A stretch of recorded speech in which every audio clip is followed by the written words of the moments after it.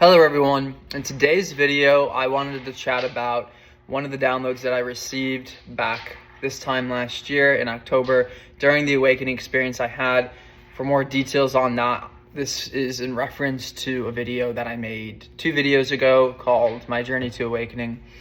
And this is just like over a period last year in October, over the period of like maybe 2.5 weeks, where at certain points during the day, I would be flooded with this stream of thoughts. I call them downloads because it's like an information packet being streamed to your brain. It's like, where did all this all of a sudden come from? Who knows? A lot of the times it's all of the subconscious connections that we are making and all the information that we're picking up.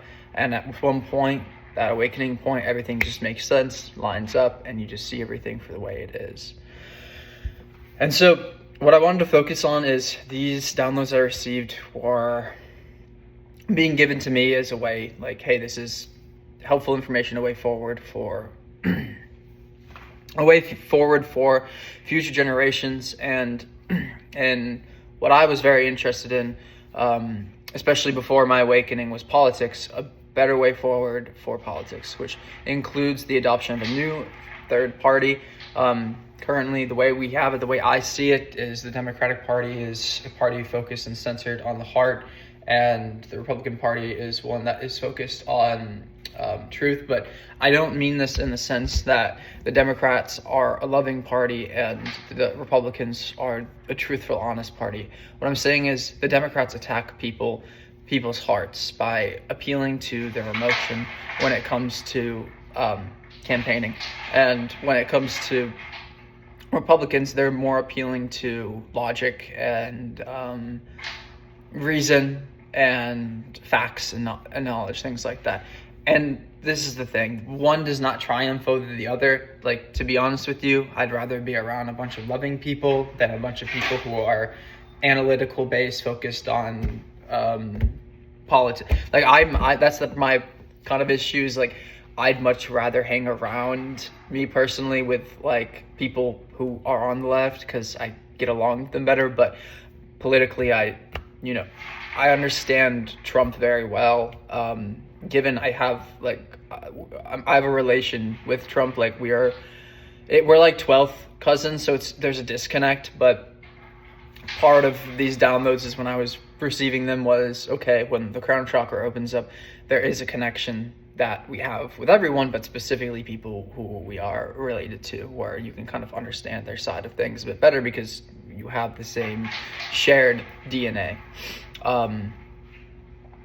Anyhow, moving past that, this is something that, what I was saying before, it's hard for me too, then on the right, because me talking about spiritual topics like this and Hinduism, most people on the right, if they're spiritual, they follow Christ. So in the United States, so I'm trying to find my group out there, and it's a bit of a challenge. But I kind of disagree with the idea of both, right? I don't think we should factor in either two and say we should be Democrat, Republican. At the end of the day, we're all individuals, we're all our own unique people, and we should all be able to express ourselves in our own unique way. And that's where things come to the third party, where we need to somehow develop a third party. I know we have these smaller third parties, but there needs to be a third party with a big movement behind it. I think RFK Jr. really had a great, had the best push for it. He was supposed to run for a Democrat office, but they didn't allow him to run. They didn't let him on the ballots in certain states. So he had a pretty decent going for his movement. So, and I think what was most important from that movement was the Maha movement that came out of it, that now he's able to, and I know some people will disagree with it, but what he's doing now with going in and fixing the food systems, trying to bring us up onto par with the European food systems. Why should I have to fly across the ocean to get healthy food, right? That doesn't make sense.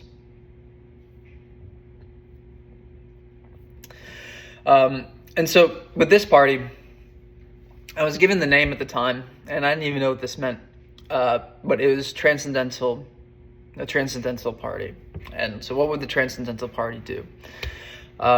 Transcendental Party basically aims to create a society, and this is something that doesn't necessarily have to apply to America, it apply to anywhere, but creates a society with the main aim to get the civilians there. That the aim of the government is to assist and help people, right? To help people ultimately transcend. It's not that we're like trying to get people to transcend quickly or anything like that, but just have a government and have a system set up that allows and fosters an environment for people to be able to do that. And what does that mean? How does this work? Well, the first question is how to transcend, and like, why is it that we came here? I mean, the reason why we came here, that piece of what we are, this consciousness decided to come back down, and that's the thing, we did decide. We always decide, and we have that will to come down, and we chose this human experience for whatever reason, to live out some sort of desire in order to reach transcendence. And the case is to transcend the physical plane. It's to basically overcome physical desires, in the sense that, if you think about it,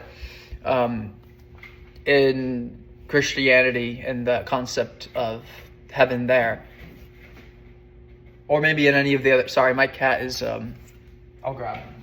I'll show everyone my cat. In Christianity, in the, see, his name's Adam, by the way, Atun. I'm gonna put him down though, he'll get my clothes all furry. In Christianity and the concept of heaven, the Abrahamic religions, basically all of the concepts, right? They talk about shedding the physical body, and so it's really quite that simple. Just imagine if you didn't have a physical body, what are the things that you couldn't do? Like, if you were just a mind floating around, what are the things you couldn't do? You wouldn't be able to touch and interact with things. You wouldn't be able to eat food. You wouldn't be able to have sex. You wouldn't be able to, well, you wouldn't have any reason to make money because you wouldn't have to have shelter. So that's really just the concept of that, is to get these lower three chakras, the root chakra, the Swadhisthana chakra, and the Manipura chakra, to get these to a point where you can detach from them and leave them aside. That's how you transcend, is because you're no longer associating with the physical. And that brings you another rebirth on an astral planet, but this is a place where you have the opportunity to learn your previous lifetimes, not have to forget everything again. We come down here to forget. Otherwise, there would be so much pain that we would carry with us from lifetime to lifetime. It would be unbearable. And the goal of that is not just to disconnect from these pleasures, but also to balance out the heart. But once you get to this point where these lower threes are balanced, then your next incarnation, right, focus on the heart, you'll have an astral birth. But this needs to be balanced as well. If it's balanced the wrong way, then, if it's imbalanced and it's, a heart that has a void in it, then it's kind of the opposite effect. You don't go to heaven at that point. What I'm saying is you can be disconnected from all these desires, but be a bad person, and that doesn't, then you don't end up in heaven. The way all this works too is whatever vibration, whatever frequency you're vibrating at the time of death is where you'll end up. It's just science. It's really actually very simple. We are this energy. I don't know exactly what element, like plasma, we are this element. I'm not sure if that's, if it has a physical form of matter that I can, pertain consciousness to. But that's what we are. We are the consciousness. We are not this physical body. So the idea is that we want to shed the desires of this physical body. That way we can move on and have an astral rebirth. That doesn't mean things like having a miserable life and living in renunciation and never doing anything fun. It's just to say that everyone should have all of their needs met and all of their desires met in one lifetime. That way they don't have a reason to come back again. Meaning everyone should have equal opportunity and everyone should have equal chance to be able to get what they want out of life. And the freedom to follow whatever religious freedoms that they, pathways that they want. The thing to note here is when I'm talking about the chakra system and I'm talking about Hinduism, it has nothing to do with religion. So people are free to practice their religion, practice their beliefs. Really anything that they choose to be in the heart can be placed there. When it comes to the rest of the chakras, these are going to be things that may necessarily not be rooted in all of society, and there's reasons for that, because for the name of the game, for the third rock from the sun, we're just trying to make it to the fourth dimension, the fourth chakra, up to the astral planets. Things that go beyond there, there's just a bit too much to be handled all there. That's kind of why, like, with Christ brings you to heaven in the heart, but there's more there. Like, eventually you'll get bored of that heaven, right? And you'll be like, well, what's after this heaven? I've been here for 300,000 years, right? Like, how many years are you going to spend in heaven, right? So eventually you're going to get bored of that heaven and want to see something else. So that's why it's like, okay, we can slow down the process, have multiple heavens in between. That way you never get bored, and you always have something to look forward to. There's always another heaven there, and there's always something to believe in. And I'll get started now talking about what that vision looks like, what that future looks like. It's very practical. Given the resources, I would love to, pull this off and run for office and politicize and campaign off of this. So first chakra is the root chakra, and that has to do with desires to eat and desires to sleep, and all that has to do with basic needs being met: shelter, security, food, all that. So yeah, this is a society, before I preface this society that I saw is a future where AI takes over jobs, because all the computer jobs, anything that's on a computer, there's no reason for somebody to click a button and type a mouse, because a robot can do that too. A robot can move the mouse and type. So this is a future that's like 2070. We would make our way up there to 2070, and this is how it would look like. It would start around 2040, the beginnings of this, because I wouldn't be able to run to office till like 2036. And then it would be 2070 that is what I saw, like what I saw in my mind of where we could go, instead of having these miserable ideas of these dystopian futures. This is the one that, to me, sounds the best, the one that I've seen that I'm like, okay, like I want to share this with everyone because it sounds cool. So with the root chakra, that basically means in society, people need to have their basic needs met, meaning basic shelter, a roof over their heads, even if it's just completely basic, a place for them to sleep and have their place to rest their heads at night, and to safely and securely store items and belongings that are important for them and their survival, things that they need to get by.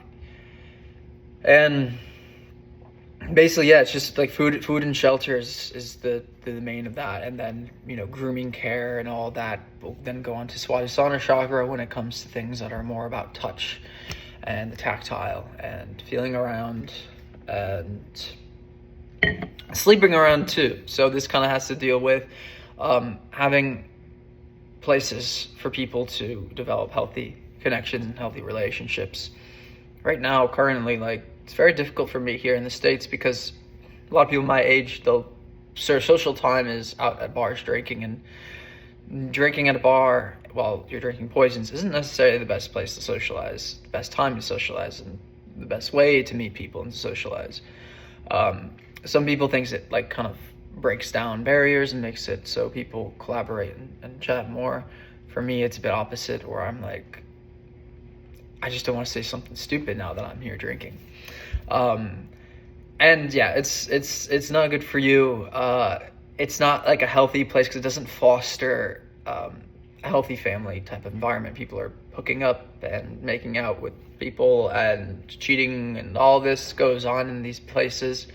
And so it's just not, there's nothing wrong with it. Like, I'm not trying to be some like Karen and roast bars. I'm just trying to say, like, bars should still be around and people can have clubs and all that. I'm just saying there's not a place that fosters healthy relationships that people can go to that isn't like, that isn't a bar. Like there's not an alternative to a bar that people can go to. Things like that, it becomes very simple. It's the idea of temples. When I was in Nepal, that's where a lot of young people would hang out. They'd hang out at temples and stuff. It's a place that people aren't drinking, aren't smoking, anything like that.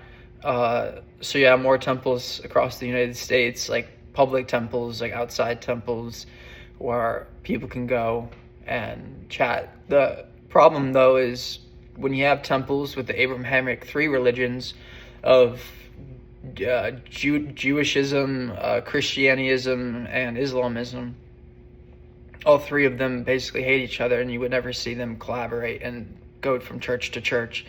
So I don't believe in any of that division. So Hinduism isn't a religion. That's why I'm kind of not for any religion, organized religion. I much prefer something that isn't about segregation when it's supposed to be about love. God's supposed to be about love, not segregation. Segregation of beliefs too. We all have one God. I don't get that. Anywho, a place for people to go, like a temple, which is just a place of energy, where it's built and constructed in a way where the energy feels good there. Like if you walk into a place and the vibes feel good, you're like, oh, the vibes are right here. And then you walk to a graveyard, like, oh, the vibes are off, wrong, they're very wrong here. You go to temples constructed in certain ways, and the temples there are like the best vibe zones. Like it's like Christmas Day and there's bacon on the grill. It's just that good. Moving on to the third chakra, the Manipura chakra. Like I said, we're approaching, this is going to be a future where jobs become obsolete. Most jobs, like programming, business jobs, these are the jobs that people chase, people work years and years for. A lot of these management jobs, marketing,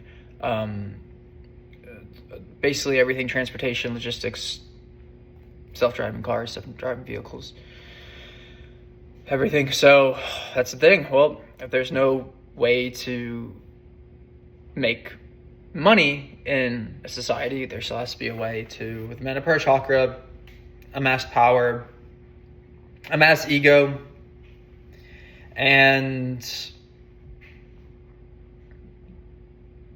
also it has to deal with I guess competition, so ego. So that's really it. Is the idea for the Manipura chakra is to have more athletic competitions for people where you win a marathon or you win a triathlon or something like that, and that's where the prize money is. That's how you make money. Athletics can be one way. Music, and this kind of moves more onto the heart. That's why I'm saying everything and above is not going to be meant for the whole public. But different competitions in different ways is what fuels the Manipura chakra, which then can be and go on to things like talent competitions, even academic competitions, game shows, things like that, reality shows more people would be able to take part of. We'd have more things to do, and it would widely open up with more people not having things to do, having more time. It opens up opportunities for people to teach things that they want to teach, like teaching yoga to big groups of people, or people who want to perform and sing in front of groups of people. There would be way more of that because there'd be less radio and more people performing for the people around them. What's the point of even having these pop stars, right? If we can just have, there's so many people who want to be pop stars that have the talent and they can sing the songs. And what's better, seeing it live, right, in front of maybe a smaller group, or do you need to see it live in a stadium, all eyes on one person? I feel like this world is filled with way too many stars that it's impossible just to hand select a few and say these are the ones that we all listen to and watch. I think it's going to open up a world to a lot more independent artists, because people are going to have more time on their hands and they're going to want to listen to more live music in a world that we don't work. I think people are concerned and worried, what are we going to do in a world where we don't work? And that is the failure of the generation before us, because their lives became work and they accepted it and they didn't know what else they were going to do. And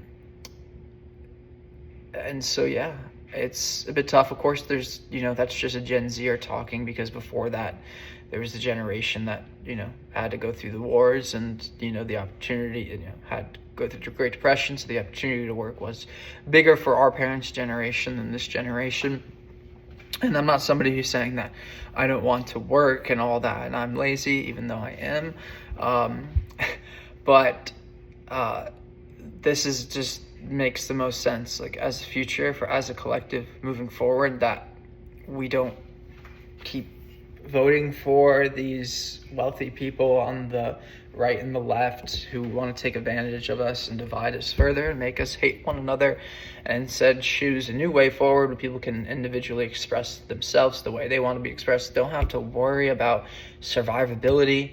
They don't have to worry about how they're going to make friends. They don't have to worry about making money and, competition and things like that. Because at the end of the day, these three chakras, this is, what we're trying to transcend through.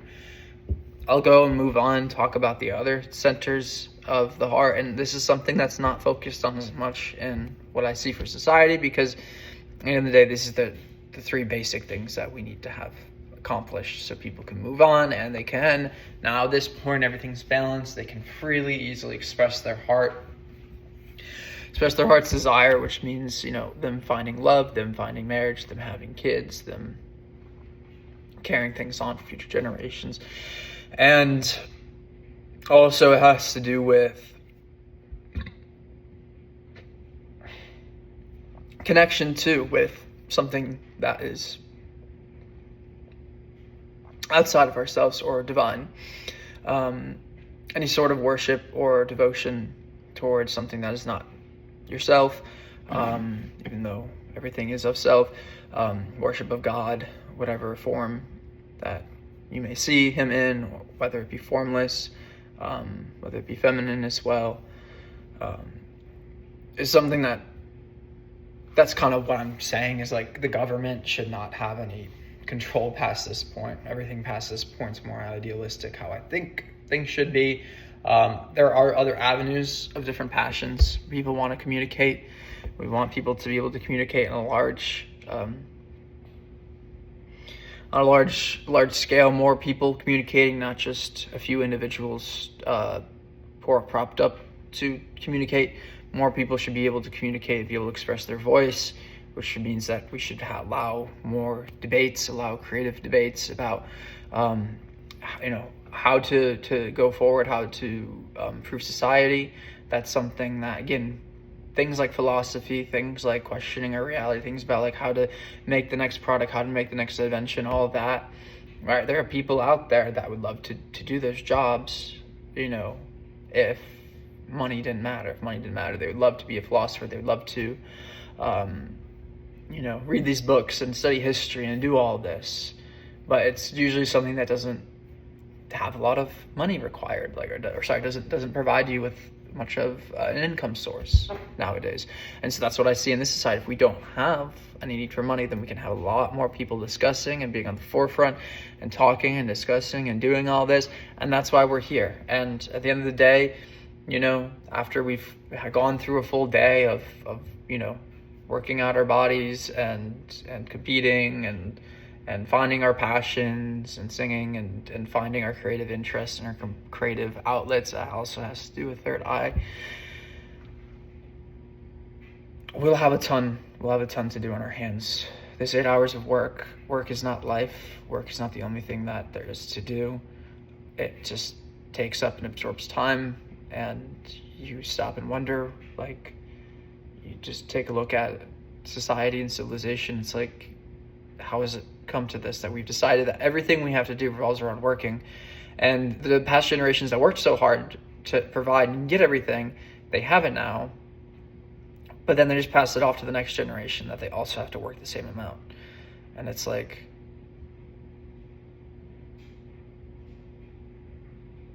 you see what I'm saying? Like, it's like that process, what will never end, because we're gonna continue being capitalists until we've improved every basic product so much that it's now, you see what I'm saying, like dishwasher, stove, we've already had those in the past. Now they're becoming more expensive, more features.